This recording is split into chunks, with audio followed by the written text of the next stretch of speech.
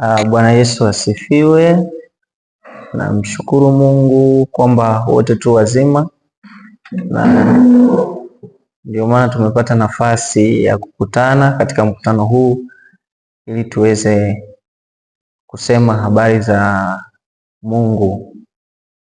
Ninamshukuru Mungu kwa kunipa kibali cha kuwa hai na kulileta neno lake kwenu usiku wa leo. Kwa sisi ambao tupo usiku, sijajua kwa watu ambao wako mataifa mengine itakuwa ni muda gani wa sasa. Bila kupoteza muda, tuingie kwenye somo letu moja kwa moja. Nafikiri tangazo lilikishawekwa ambalo linaelezea somo letu linatoka kitabu gani, kama lilivyowekwa kwamba natoka katika Matendo ya Mitume sura ya 2 ule mstari wa 1 hadi mstari wa 13, na tukiongozwa na kichwa cha somo kinachosema msukumo wa ushuhuda. Msukumo wa ushuhuda. Kabla hatujaendelea, tuangalie katika haya maneno mawili ambayo yamebeba kichwa cha somo letu, ambalo ni neno la msukumo alafu kuna neno ushuhuda. Tukianza na msukumo, msukumo ni kwa Kiswahili rahisi, lugha nyepesi kabisa, msukumo ni hamasa. Tunaweza kuuita msukumo kama hamasa. Unaposikia kwa habari ya hamasa, ina maana unapata picha moja kwa moja ya nguvu inayompa mtu ujasiri wa kufanya jambo fulani, au ujasiri unaompa mtu hamasa ya kuendelea au kuanza kutenda kitu fulani. Sasa tunapokuja kwa habari ya ushuhuda, ushuhuda ni kuelezea, kutoa hakika ya jambo ambalo mtu unalifahamu, uliliona au ulilisikia, ndio ushuhuda. Na siku zote mtu anaposhuhudia anasema kitu ambacho anakijua na ana uhakika nacho. Na kwa nini nimekipa kifungu hiki chetu cha leo kichwa kinachosema msukumo wa ushuhuda? Ni kwa sababu ya aina ya kifungu pia ambacho nimekichagua. Kifungu hiki kinakwenda na mwendelezo wa sura ya 1 ya kitabu cha Matendo ya Mitume, kwa maana ya kuanzia mstari wa 1 wa sura ya 1 ya kitabu cha Matendo ya Mitume mpaka kufika ule mstari wa mwisho ambao ni mstari wa 26. Pale katika sura ya 1 tunapata habari ya Bwana Yesu wakati anapaa kwenda mbinguni, na akipaa katikati au mbele ya macho ya mitume wake na kuachia agizo. Tukisoma kwa utangulizi, tukisoma katika kitabu cha Matendo ya Mitume ile sura ya 1 mstari wa 6, tuanzie hapo. Biblia inasema, basi walipokutanika wakamuuliza wakisema, je, Bwana, wakati huu ndipo unapowarudishia Israeli ufalme? Mstari wa 7 unasema, akawaambia, si kazi yenu kujua nyakati wala majira Baba aliyoyaweka katika mamlaka yake mwenyewe. Mstari wa 8 unasema, lakini mtapokea nguvu akiisha kuajilia juu yenu Roho Mtakatifu, nanyi mtakuwa mashahidi wangu katika Yerusalemu na katika Uyahudi wote na Samaria na hata mwisho wa nchi. Ukija sasa katika Matendo ya Mitume ambacho ndo kifungu chetu cha siku ya leo, Matendo ya Mitume sura ya 2 mstari wa 1, mstari wa 1 kabisa unasema, hata ilipotimia siku ya Pentekoste. Biblia katika sura hii ya 2 mstari wa 1 inaanza na neno hata, ikiashiria kwamba kutokea huko tulipotoka kufika hapa inatupa kwamba kuna jambo lilikuwa linatarajiwa, na sasa ndilo hili ambalo watu wamekaa kwalo kwa ajili ya kulisubiri, ambayo ni hii siku ya Pentekoste inayosemwa hapa kwenye mstari wa kwanza. Watu walikuwa wamekaa. Pentekoste hii ilikuwa ni sherehe moja kati ya sherehe za Kiyahudi. Kwa hiyo mji wa Yerusalemu ulikuwa umejaa siku hii, na kuna tukio lilitokea hapo. Kwa nini nimerudi kule kwenye sura ya kwanza na kusoma baadhi ya mistari? Ni kutaka kukuleta tusogee karibu na kutambua kuhusu habari ya kichwa cha somo ambacho nimekipa kifungu chetu, msukumo wa ushuhuda. Kama nilivyotangulia kusema kwamba msukumo ni hamasa inayokusukuma wewe kuamini, inayokusukuma kutenda, inayokusukuma kuendelea, inayokusukuma kutulia katika malengo fulani, katika jambo fulani. Kwa hiyo kwa habari ya msukumo wa ushuhuda, kuna watu tumeona katika sura ya kwanza mstari wa 8 ambao ni mitume. Yesu alikuwa anawaambia mtapokea nguvu akisha kuajilia Roho Mtakatifu, nanyi mtakuwa mashahidi wangu. Sasa tunapofika katika sura ya pili na tukio lililotokea kwenye sura ya pili ya Matendo ya Mitume, tunakuja kuvutwa kwenye habari nzima ya ushuhuda huu ambao tunauzungumzia siku ya leo. Msukumo wa ushuhuda ni nini kulingana na kifungu chetu? Samahani, nitaomba niruhusu wakati fulani nitumie Biblia ya Kiingereza, kwa sababu kwenye Biblia yetu ya Kiswahili hii kuna baadhi ya maneno kama yanapelea hivi. Kwa hivyo nitaomba wakati fulani nitumie Biblia ya Kiingereza. Mstari wa kwanza unasema hivi: hata ilipotimia siku ya Pentekoste walikuwako wote mahali pamoja. Mstari wa kwanza unasema hivyo, lakini nikisoma katika Biblia yangu ya Kiingereza ambayo ni version ya King James inasema, and when the day of Pentecost was fully come, they were all with one accord in one place. Hapa maneno ambayo nimesema yamepelea kwenye Biblia ya Kiswahili ni haya maneno yanayosema were all in one accord, with one accord in one place. Maneno mawili hapa, kwamba jambo la kwanza one accord, ambayo tunaweza kuitafsiri kama nia moja, lakini jambo la pili ni one place, eneo ambalo walikuwepo hawa watu.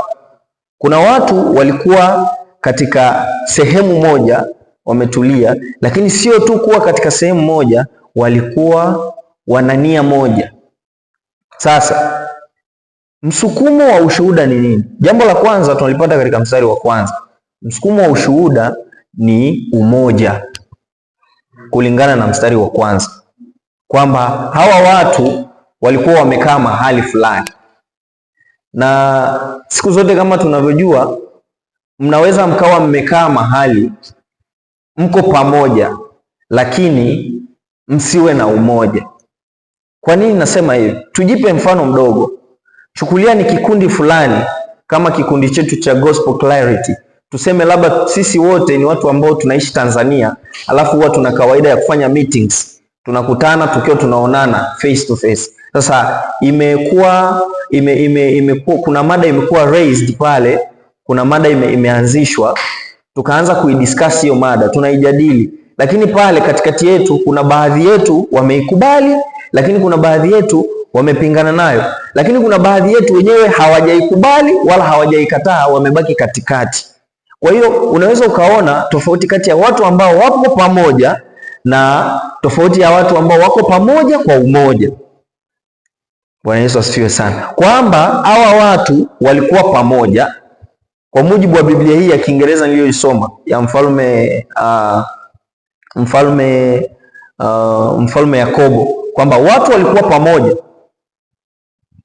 Kitendo kuwa pamoja, hiyo inazungumzia habari ya eneo walilokuwepo, ni jambo moja. Alafu kwa umoja ni jambo la pili.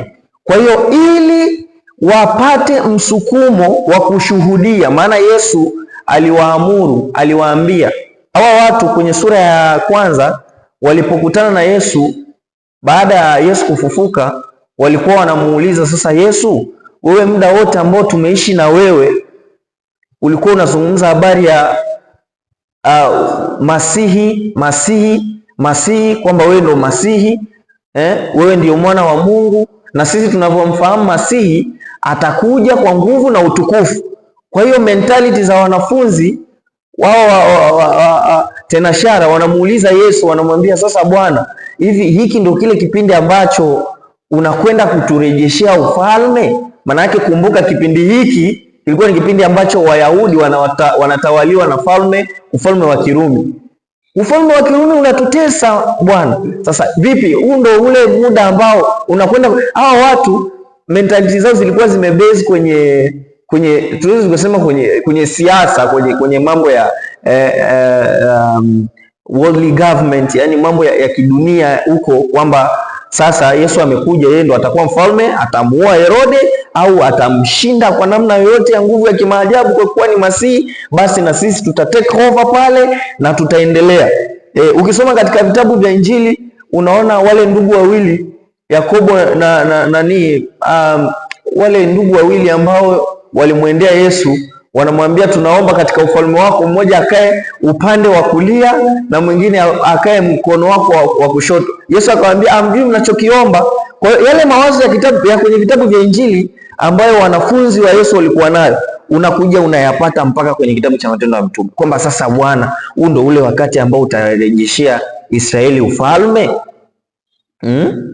Yesu anawaambia hiyo sio juu yenu kujua, bali mnachotakiwa kujua niye kwamba mtapokea nguvu. Mstari wa 8 sura ya kwanza inasema, akisha kuajilia juu yenu Roho Mtakatifu, nanyi mtakuwa mashahidi wangu. Maana yake kwamba kitu cha kwanza watapokea nguvu. Wakishapokea nguvu, baada ya kuwa wamejiliwa na Roho Mtakatifu ambaye ndo atawatia nguvu, kazi inakuja baada ya kuwa wamepokea nguvu. Kazi gani wanapaswa kufanya? Ni kuwa mashahidi. Ndio inatuvuta sasa mpaka katika sura yetu ya pili. Tumesema kwamba jambo la kwanza, msukumo wa kwanza wa mtu, ili mtu aweze kushuhudia, ili mitume wapate nguvu, wapate ule ujasiri, wapate ile hamasa, wajisikie kwamba tuna uwezo, tunaweza, tuwe tunatamani, iwe ni kiu yetu kushuhudia. Kumbuka nimekwambia, mtu anayeshuhudia anasema kitu alichokiona, anachokijua, kitu ambacho ana uhakika nacho. Umeona? Kwa hiyo mitume hao ni watu ambao waliishi na Yesu uso kwa uso, mpaka Yesu anateswa, mpaka Yesu anakamatwa, mpaka Yesu anakufa, mpaka Yesu anafufuka. Na hivi leo tunazungumza habari ya Yesu ambaye ametoka kufufuka, ametoka kupaa muda mfupi uliopita. Watu wanajua haya yote. Kwa hiyo walipaswa wakayaseme kwa watu wengine, wakawaambie watu habari hizi. Kwa hiyo watu, ule umoja waliokuwa nao, ukisoma mistari ya hapo nyuma katika sura ya kwanza, mistari ya hapa karibu na mwisho mwa mistari ya sura ya kwanza, inakuambia walikuwepo watu wapatao 120 katika chumba fulani. Sasa hii picha inatuleta mpaka kwenye mstari wa kwanza wa sura ya pili, kwamba kule ndani ya chumba walipokuwepo hawa watu hawakuwa tu wamekaa. Maana yake ni kwamba kama walikuwa wanaomba, ndani ya mioyo ya kila mmoja wao nia iliyokuwa ndani ya huyu ndiyo iliyokuwa ndani ya huyu, kwamba brother Ibambe, bwana Peter ana nia ya kumtukuza Mungu katika maombi haya, basi brother Rogers na yeye ana nia ya kumtukuza Mungu katika maombi haya. Brother Joshua ana nia ya kumtukuza Mungu katika maombi haya, brother Noel na yeye ana nia ya kumtukuza. Huo ndio umoja ambao tunauzungumzia hapa katika mstari wa kwanza. Biblia ya Kiingereza imeweka clear kabisa kwamba they were all with one accord, kwa nia moja, lakini katika hiyo eneo ambao walikuwa wamekaa, in one place. Hilo ni jambo la kwanza ambalo linampa mtoa ushuhuda, linampa nguvu. Kwa hiyo sisi kama Wakristo, sisi watumishi wa Mungu, sisi ambao tumepewa dhamana ya kulibeba neno la Mungu, ya kuubeba mzigo wa Bwana, jambo ambalo linaweza kutupa nguvu ya kuendelea, ya kujiona kwamba tunastahili kuendelea kufanya kazi hii ya kutoa ushuhuda, kumshuhudia Kristo na matendo makuu ambayo ameyatenda, kushuhudia ukuu wa Mungu, ni kuwa na umoja. Nafikiri bila umoja kikundi hiki cha Gospel Clarity kisinge kuwepo. Bwana Yesu asifiwe sana. Na huu umoja umetengenezwa na Mungu mwenyewe ambaye ametuleta katika pendo lake kupitia damu ya thamani ya Yesu Kristo ambayo imetuokoa kutoka katika dhambi. Hapa tunazungumzia habari ya umoja. Sisomi sana hii mistari 13 ambayo tumeichagua kwa sababu kifungu kilishatangazwa muda mrefu, lakini pia ni mistari mingi, tusipoteze muda. Haya ni mambo ya online, yanataka tuzungumze vile vitu vya maana. Mambo mengine kila mtu afanye kazi, kila mtu ashughulike, kila mtu ashughulike. Hilo ni jambo la kwanza. Maanake umoja unaweza kutufanya watu wa Mungu tukawa na ujasiri, tukapata msukumo, tukapata hamasa kwamba mimi Rogers nimempokea Yesu Kristo kama Bwana na Mwokozi wa maisha yangu. Sasa hivi nilikuwa mwizi, siibi tena. Nilikuwa nalewa, silewi tena. Nilikuwa navuta bange, sasa hivi sivuti tena. Nilikuwa nakunywa pombe, sinywi tena. Nilikuwa nalala mitaroni, silali tena. Nilikuwa siachi sketi inipite, lakini sasa hivi wanapita. Sasa unapata na wewe ile hamu kwamba sasa kwa nini na mimi nisiende nikawaambie wengine ambao hawazijui habari hizi? Umoja. Na sio neno umoja kama unavyolisikia tu lenyewe. Umoja linakuwa na kitu ndani yake ambacho kinasema nia, one accord. Haya, hilo ni jambo la kwanza. Umoja, hali ya kushirikiana, kunia mamoja. Jambo la pili tunalipata katika mstari wa pili mpaka wa 4 wa kifungu chetu cha Matendo ya Mitume sura ya 1 mstari wa 1 hadi wa 13. Hapo nitasoma pia nguvu ya Mungu. Jambo la pili ni nguvu ya Mungu. Nguvu ya Mungu ndiyo iliyowafanya hawa mashahidi ambao Yesu aliwapa majina, wakina Petro, wakina Bwana Tomaso, wakina Bwana Matayo, akawatoa kwenye hayo majina kwa ule umoja wao, maana walikuwa bado wapo watu 11. Kumbuka Yuda Iskarioti alikwisha jitoa kwenye hiki kikundi. Hatujampata Matia hapo, usianze kuingiza mawazo ya Matia hapo, bado hatujampata Matia. Matia anakuja kutokea hapo mbele kidogo, kwenye sura ya 1 mistari ya katikati kuendelea. Walikuwa watu 11 pale na Bwana Yesu. Bwana Yesu akawaondoa yale majina yao yote, akawapa jina moja. Akaweka kwenye jina moja la fungu, akawaita mtakuwa mashahidi. Unaona Sasa hawa mashahidi, jambo lingine ambalo liliwapa hamasa, msukumo wa kushuhudia, ni nguvu ya Mungu ambayo iliwashukia. Kumbuka katika sura ya 8 mstari wa 1 Biblia inasema mtapokea nguvu. Na hii nguvu tunaiona sasa kwenye mstari wa 2 mpaka wa 4. Biblia inasema hivi. Tuanzie mstari wa 1 kabisa ili tupate ile flow nzuri. Hata ilipotimia siku ya Pentekoste, walikuwako wote mahali pamoja. Mstari wa 2. Kukaja ghafula toka mbinguni uvumi kama uvumi wa upepo wa nguvu ukienda kasi, ukaijaza nyumba yote waliokuwa wameketi.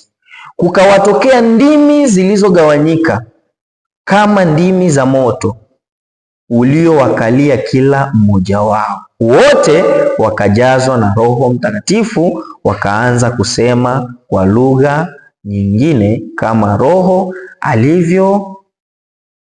alivyowajalia kutamka. Bwana Yesu asiwe sana. Kwamba jambo la pili ni nguvu ya Mungu. Nguvu ya Mungu ni jambo lingine ambalo linatupa Wakristo, watu wa Mungu, linatupa hamasa, linatupa msukumo wa kushuhudia, msukumo wa kutoa ushuhuda mwingine ni kutoka katika nguvu ya Mungu. Biblia inasema kwamba nanyi mtapokea nguvu akisha kuwajilia Roho Mtakatifu, mtakuwa mashahidi. Sasa nguvu ilikuja kwa namna gani? Ilikuja kwa namna hii ambayo inaelezewa katika mstari wa 2 mpaka mstari wa 4. Ilikuja kwa namna kama upepo. Kwanza kama uvumi wa upepo, kitu cha namna hiyo, wa nguvu, ukienda kasi, ukaijaza nyumba yote waliokuwa wameketi. Hawa sasa ni mitume. Na hapa tunapozungumza hivi, tunazungumza sasa habari ya mitume 12 akiwemo na Bwana Matia ambaye alipata kura ya kukava nafasi ya nani? Ya yule bwana msaliti, yule bwana muasi, mtoto mpotevu, bwana Yuda Iskariote. Kwa hiyo wale mabwana watu 12 wakiwepo pale ndani katika ule umoja wao na katika ile nia moja waliokuwepo nayo, upepo wa nguvu namna hiyo ukaijaza nyumba yote waliokuwamo wameketi, kukawatokea ndimi zilizogawanyika. Kwa habari ya ndimi zilizogawanyika, tunalipata wazo la lugha ambazo walianza kuzisema, lugha tofauti tofauti. Ndimi zilizogawanyika, lugha tofauti tofauti ambazo walianza kuzisema. Utaona zimetajwa kuanzia mstari wa 5 ukija mpaka mstari wa 10. Hizo lugha zimetajwa hapo, tutazizungumza hapo chini kwenye jambo lingine, kwamba nguvu ya Mungu ndiyo inayoweza kutupa msukumo wa kushuhudia. Unajua hiki kipindi ni kipindi ambacho Mkristo alikuwa ni mtu ambaye ni kama most wanted, nitumie lugha hiyo. Yaani ni kama vile serikali na watu ambao ni wapinga Kristo walikuwa wameenda mahali wakapewa waranti ya kuwakamata watu wote ambao wanamwamini Kristo. Kwa hiyo tunapozungumzia habari ya nguvu siku zote inamtia mtu ujasiri. Tuchukue mfano mdogo sana wa watoto wawili ambao wanasoma shule ya msingi. Hao watoto wawili wakikorofishana, wakataka kugombana, yule ambaye anajisikia ana nguvu kuliko mwenzie lazima atakuwa na majigambo na kujitapa sana kwa mwenzie, kwamba wote nifanya kitu gani wewe? Mimi wewe nakupiga tip chini tu dakika moja. Kwa ajili gani? Kwa sababu yule mtoto ana nguvu. Kwa hiyo mitume pia wa Mungu hawa tenashara, nguvu ya Mungu ambayo iliwashukia, hii nguvu ambayo ilifanya kazi ya wao kufikia hatua ya kunena kwa lugha tofauti tofauti hapa, iliwapa ujasiri, iliwajengea hamasa, iliwajengea kutokukata tamaa, iliwapa uhakika wa kwamba kweli kazi hii ya ushahidi ya kumshuhudia Kristo tutaifikisha salama mahali panapotakiwa. Bwana Yesu asifiwe sana. Nguvu ya Mungu inatupa uwezo, inatupa msukumo, inatushawishi. Wazungu wasema inatuconvince kufanya mambo ya Mungu, kutenda mapenzi ya Mungu. Leo hii kuna habari moja nimewahi kusikia kipindi fulani ya rafiki yangu mmoja ambaye aliwahi kwenda Zanzibar. Akasema kule bwana, Zanzibari Waislamu ni wengi sana, na ile imani ya Kiislamu ni imani hatari. Kwa mfano kipindi ambacho wale Waislamu wana ile mifungo yao ile, wamefunga ile, wanasema mwezi mtukufu wa Ramadhani, wakiwa wamefunga ile, ukaonekana barabarani hata unakula karanga ile, unatafuna zako karanga, unapita baba unatafuna, una hatari ndugu yangu. Sasa wewe ni Mkristo unaishi Zanzibar, ni kipindi cha Ramadhani, wenzako wote wamefunga pale kwa sababu ni Waislamu, lakini wewe ni Mkristo. Biblia inasema ukinionea haya mbele za watu, nami nitakuonea haya mbele za Baba yangu. Japokuwa hii habari tunayozungumzia ifanane na mfano niliotoa, maana hapa ni mambo ya kula na ujasiri mbele za watu. Hii ni habari ya Yesu alikuwa anasema habari ya kumtangaza, habari ya Injili, lakini inaweza ikashabiana kwa sababu nakuleta huko kwamba utakatazwa na nani ambaye atakutisha kiasi cha kuacha kufanya kitu ambacho una uhuru nacho kukifanya? Ni kwa nguvu ya Mungu. Unajua ni naye yeye anayeweza kunipigania. Waraka wa Mtume Paulo unasema nayaweza mambo yote katika yeye anitiaye nguvu. katika yeye anitiaye nguvu. Paulo anasema tena kwamba nashawishwa kwamba sio kifo, sio mauti, amini kifo, sio viumbe vinavyoonekana, sivyo visivyoonekana, sio falme, sio mamlaka, sio kitu gani na gani kinachoweza kunitenga na upendo wa Mungu. Maana yake ni kwamba kuna uzio ambao mtu ambaye ameokoka anajivunia uzio huu aliowekewa na Mungu kwa sababu ya nguvu ya Mungu, kwa sababu ya kulindwa na Mungu. Hii nguvu ya Mungu ilifanya kazi kubwa sana katika mambo ya kushuhudia jina la Kristo. Ukisoma kitabu cha Matendo ya Mitume, hiki ndo kimejawa na habari za upandaji wa makanisa, mwanzo wa upandaji wa makanisa, kazi kubwa ambayo mitume waliifanya, wakina Petro, kina Paulo, kina Yakobo aliyechinjwa, wakina Luka, wakina Marko yule aliyeitwa John Mark, Yohana Marko. Kazi kubwa zilizofanyika, nguvu ya Mungu ilivyotenda kazi, unaweza ukaona huko mbele. Yaani ni kutoka tu sura ya pili tu hapa mbele, nafikiri ni sura ya 3 kama sijakosea. Basi Petro na Yohana walikuwa wakienda pamoja hekaluni kusali. Nadhani unajua habari ya yule mtu aliyeponywa pale kwenye mlango wanaoita mlango mzuri, akaponywa pale. Nguvu ya Mungu ilifanya kazi. Kuanzia hapo watu kadhaa wakaokoka, kama watu wasiopungua 3,000 kwa mahubiri ya Petro.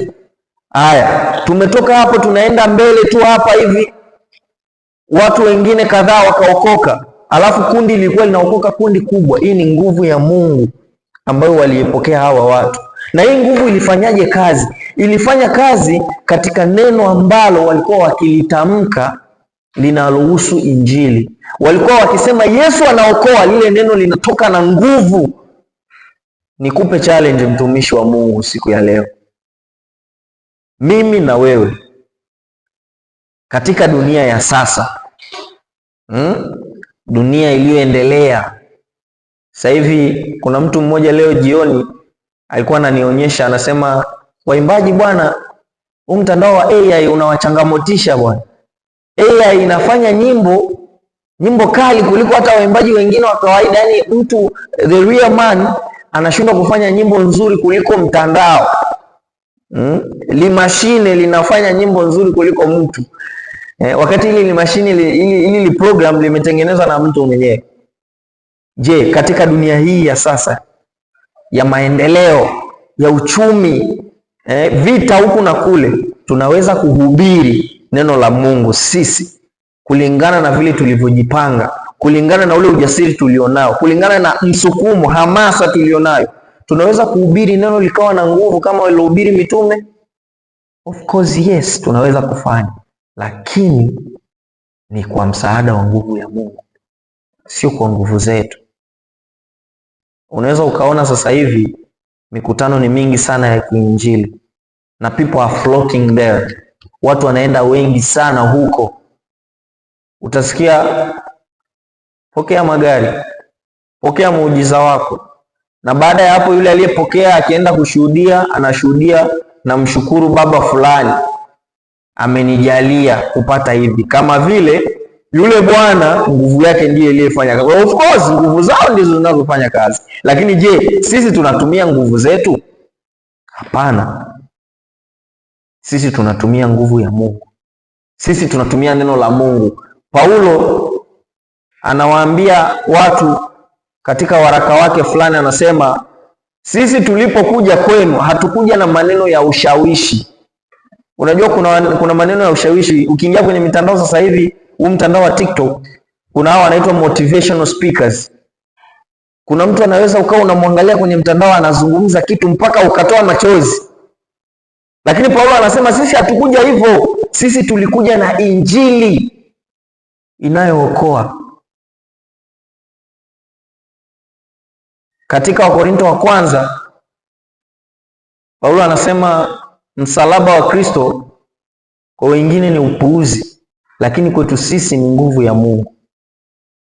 kazi tuliyoitiwa kwenda kuitenda.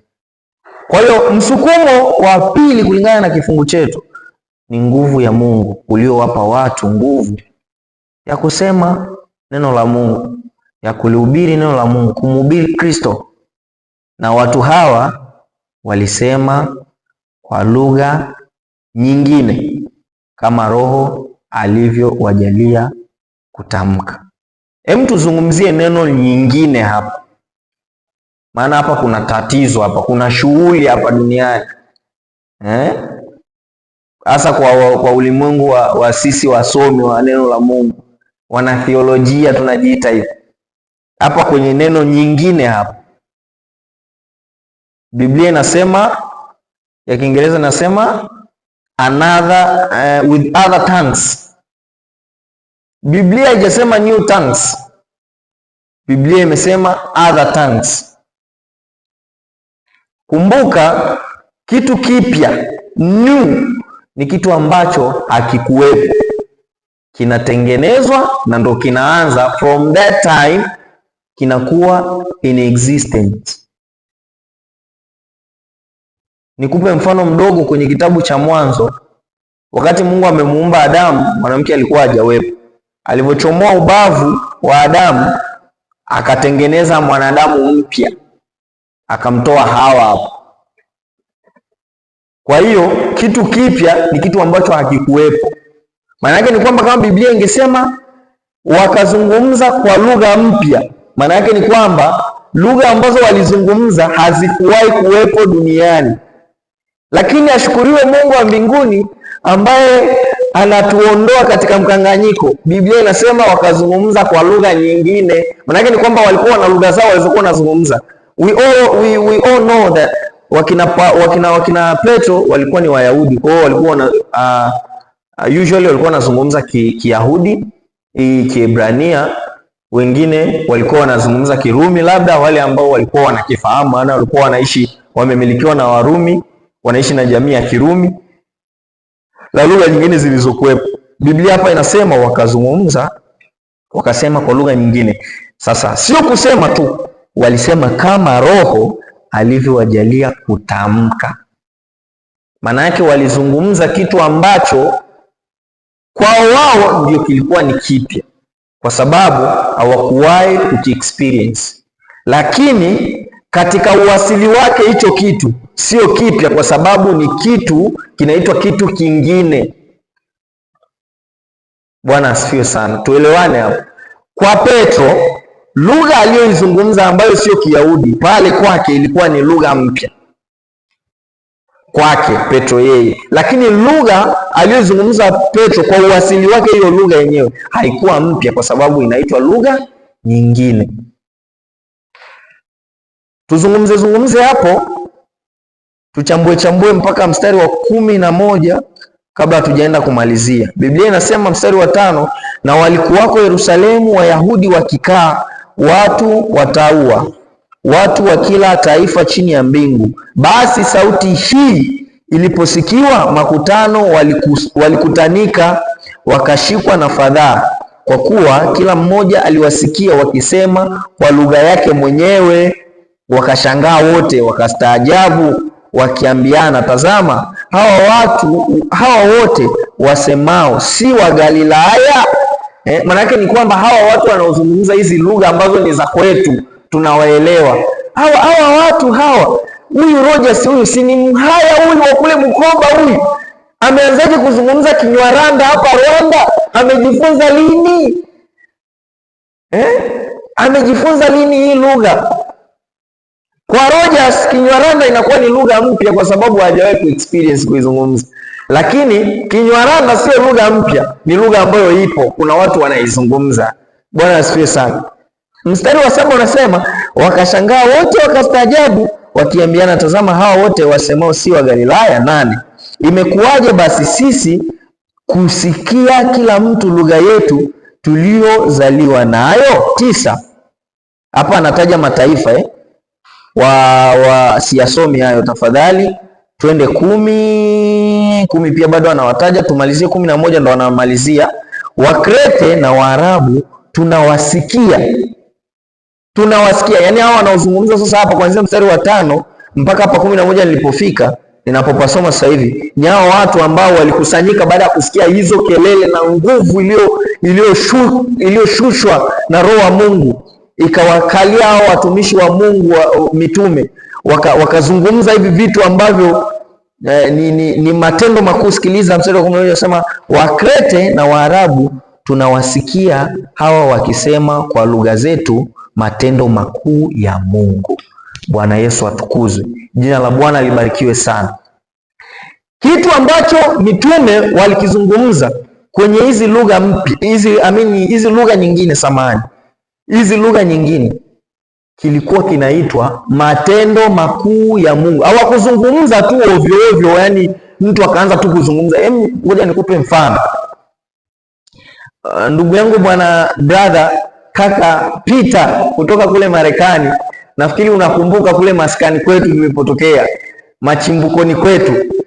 Kule wenyewe wanaenda mei tai pai Holy Ghost is nini na nini. Nafikiri wewe unaielewa bro. Na nikisema hivi nafikiri unakumbuka mbali sana. Bwana asifiwe sana. Na kukumbusha sana mbali. Haya, tunakuja huku mikoa ya juu sasa, huku mikoa iliyoendelea, Arusha, Dar es Salaam, Dodoma, Mwanza, Mbeya, Iringa, Tabora, Bukoba na kadhalika. Huku wenyewe wanaenda Shandaraboshi, Kamarakari ya Basaka, para Magamba Kabudi, Sikandari ya Bosika pa. Mimi mwenyewe naviweza bwana Rogers. Naweza nikavipiga hapa nikaanzisha mambo yangu hapa, watu tukapiga hela. Lakini sasa ni upotevu. Hebu tusikilizane hapa. Kwenye mstari wa 11 Biblia inasema wakazungumza matendo makuu ya Mungu. Hebu jaribu kufanya connection ya mstari wa 4 ambao unasema wote wakajazwa Roho Mtakatifu wakaanza kusema kwa lugha nyingine. Unganisha hilo neno nyingine, alafu uje unganishe na lichukua hilo neno nyingine kwenye mstari wa 4. Njoo unganisha na mstari wa 11 neno linalosema wakasema matendo makuu ya Mungu. Kupitia hizo lugha nyingine, kitu ambacho kilitoka mdomoni mwao ni matendo makuu ya Mungu. Haya matendo makuu ya Mungu ni matendo gani? Acha twende hapa. Kumbuka hao watu waliambiwa watakuwa mashahidi. Mashahidi wa kufanyaje? Wa kumshuhudia Kristo, yani kumsema Kristo. Kumsema kwamba Kristo ni mwana wa Mungu aliye hai, kama Petro alivyokiri kwenye kitabu cha Mathayo. Ni mwana wa Mungu aliye hai. Huyu Kristo ndiye Masihi ambaye niyo Wayahudi mlikuwa mnamsubiri, na ambaye ndiye mwokozi wa ulimwengu kulingana na Yohana 3:16. Kwa maana jinsi Mungu alipenda ulimwengu hata akamtoa mwanae pekee ili kila muamini asipotee bali awe na uzima wa milele. Kwamba huyu Kristo alikuja duniani akazaliwa kwa jinsi ya ajabu. Kwanza alitabiriwa zamani nyingi zilizopita. Wakina Isaya, wakina Obadia, wakina Mika, wakina Yeremia wamemsema huyu mtu. Sasa akaja ikatimia, akazaliwa kwa namna ya ajabu. Bikira ambaye alikuwa hajawahi kukutana na mwanaume akapata mimba, akambeba huyu kiumbe, huyu Bwana Yesu mtoto, akamzaa mtoto, akazaliwa kwa namna ya ajabu. Mamajusi wanapata taarifa kutoka mbali, wanakuja wanamletea zawadi, zawadi ambazo zinaashiria ukuu, kwa sababu pale kuna wameleta manemane, wameleta uvumba na kadhalika. Haya, akazaliwa, akaishi, akapashwa tohara mwanadamu, Yesu Kristo katika asili ya wanadamu, akaishi kama mwanadamu, akasikia njaa, akapitia mateso kama tunawapitia sisi wanadamu, akajaribiwa na shetani, akashinda majaribu. Hapa kumbuka, nazungumzia matendo makuu ya Mungu ambayo hawa watu waliyasikia kupitia lugha walizozisema kina Petro. Haya matendo makuu ya Mungu yanayosema kwenye mstari wa 11 hapa mwishoni. Akateswa, kwanza alisalitiwa na mtu wake wa karibu. Jamani, kuweni makini na marafiki wa karibu. Waswahili tunasema kikulacho kinguoni mwako. Yesu alisalitiwa na mtu wa karibu, tena alikuwa sio mtu tu wa karibu, mtu mkubwa kwenye ile taasisi ya Bwana Yesu. Maana ni kwamba Bwana Yesu kama alikuwa ni president, huyu bwana Juda alikuwa ni mhasibu, mambo ya fedha, vitu vya hela, alikuwa mtunza hazina ya kundi. Kwa hiyo kweni makini hapo. Kwa hiyo akasalitiwa, akatiwa mikononi, akateswa, akasulubiwa, akafa, akazikwa, akafufuka siku ya tatu, amepaa mbinguni juzi kati hapa, wakati tupo naye kule mlimani. Umeona? Amepaa mbinguni na ameketi mkono wa kuume wa Mungu Baba Mwenyezi. Kutoka huko atakuja tena hapa duniani siku ya mwisho. Anakuja kufanyaje? Anakuja kuwahukumu walio wema na wazuri, walio wema na waovu. Haya ndio matendo makuu ya Mungu ambayo hawa watu waliyasema kupitia hizi lugha nyingine. Haya, kuna kitu kimoja nataka nikudokeze ambacho mimi nilikiona, nataka na wewe ukione, mtu wa Mungu. Na wewe kama ulikuwa hujakiona ukaonyeshe watu wengine, kama ulikuwa umeshakiona ukawaambie tu, au kama ulikuwa umekisahau nikukumbushe. Mitume walikuwa 12. Hizi lugha zilizoainishwa hapa ni lugha zaidi ya 15. Twende sawa. Bwana Yesu asifiwe. Mitume walikuwa 12 ambao walisema kwa lugha nyingine. Lugha ambazo walizisema ziko zaidi ya 12. Na Biblia inapoandika hivi, Biblia inasema Yerusalemu kulikuwa na watu wengi siku hiyo. Kumbuka nishakwambia Pentecost ilikuwa ni sherehe, ilikuwa ni sikukuu. Kwa hiyo Yerusalemu pale ni town city katikati, yani kama Dar es Salaam hapa tupo Kariakoo pale. Kwa hiyo watu walikuwa wamejazana siku hiyo, kama ni biashara watu walikuwa wanauza na kununua siku hiyo. Watu walikuwa wanafurahi siku hiyo. Kwa hiyo Dar es Salaam ilikuwa imejaa siku hiyo, kule Yerusalemu ilikuwa imejaa. Kwa hiyo lugha zikazungumzwa zaidi ya 12. Lakini kitu cha ajabu, makabila yote, mataifa yote walikuwepo pale, kila mtu akajisikia katika lugha yake. Haya, niambie, mimi naitwa Ibrahim, nina mdomo mmoja, nina masikio mawili. Mdomo wangu una uwezo wa kutamka lugha moja tu kama ninavyosema kwa Kiswahili sasa hivi. Je, nina uwezo wa kuzungumza kwa Kiingereza wakati huo nizungumze kwa Kichina wakati huu? Jichangamotisha pamoja na mimi. Haya ndio matendo makuu ya Mungu ambayo aliyafanya siku hii. Mungu anafanya mambo ya ajabu. Huu ulikuwa ni muujiza ambao hauelezeki kwa maneno ukaumaliza. Hata hii Biblia jinsi tunavyoisema sasa hivi ni tunapapasa tu kukumbushana mambo fulani fulani, lakini bado hatujaingia kule ambako Mungu anataka tufike. Lakini kwa uwezo wake tunaweza kufika tukiwa wanyenyekevu. Unaweza kuona ni kitu kikubwa namna gani kilitokea hapa. Haya, na kuleta mstari wa 14, maana hawa mstari wa 12 wakasema, wakashangaa wote, wakaingiwa na shaka, wakiambiana, maana yake nini mambo haya? Wengine walidhihaki wakisema, wamelewa kwa mvinyo mpya. Haya, hicho kitu nilichokudokeza hapo cha habari ya watu 12 kuzungumza lugha nyingi zaidi ya namba yao 12 na zikaeleweka kwa watu, bado kinaendelea mpaka mstari wa 14. Lakini Petro akasimama pamoja na wale 11, akapaza sauti yake akawaambia. Kumbuka, tukiwa watu wengi mahali ambapo kuna kelele za maneno, mtu mmoja akisimama akapaza sauti akasema hey! Maana ni kwamba wengine wanyamaza. Tumsikilize huyu mtu mmoja amebeba nini. Sasa Petro ni Myahudi, tumpendelee, labda tuseme kipindi hicho alikuwa anajua kuongea Kiebrania labda na Kirumi ambacho ndo walikuwa wametawaliwa. Tumpendelee tuseme hivyo. Maana Petro pia naye anazaraulika sana, anasema alikuwa ni mvuvi. Anawezaje kufanya haya mambo yote? Ukifuatilia unagundua kabisa huyu jamaa naye shuleni ilikuwa ndo hivyo tena. Kwa hiyo tumpendelee Petro tuseme alikuwa anajua labda Kiyahudi na Kirumi.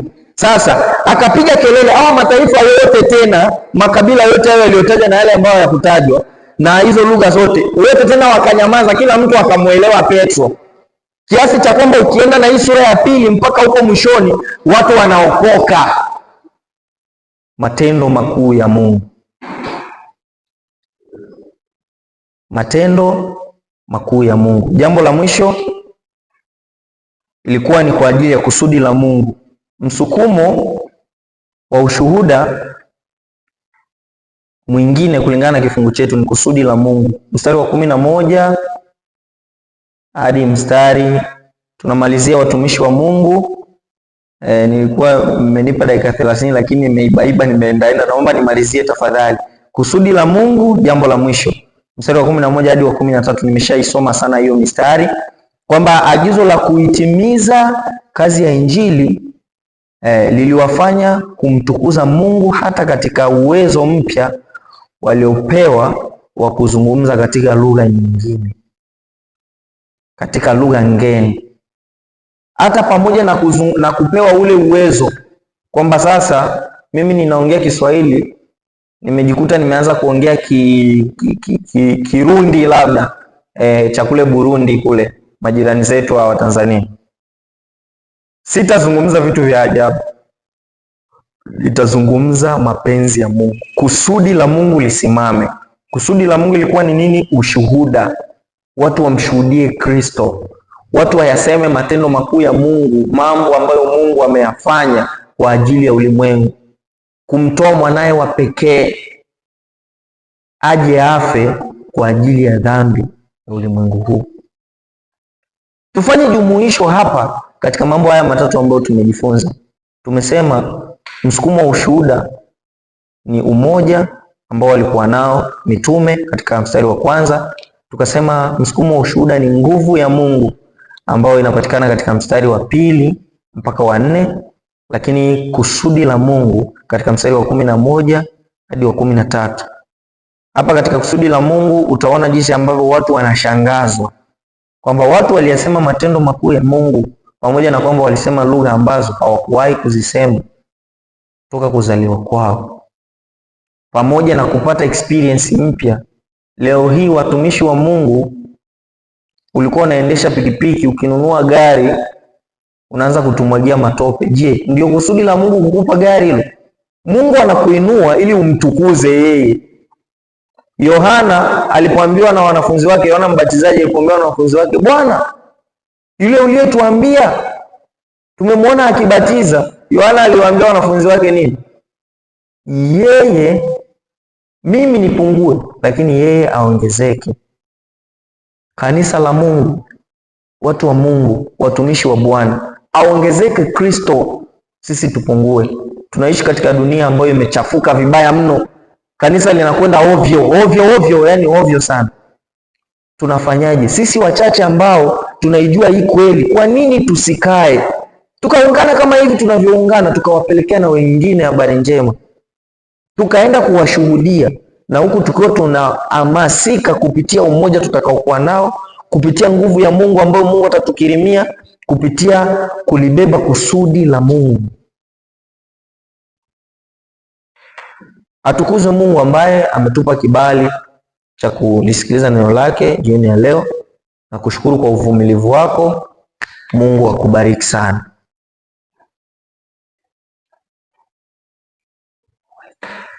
Amina.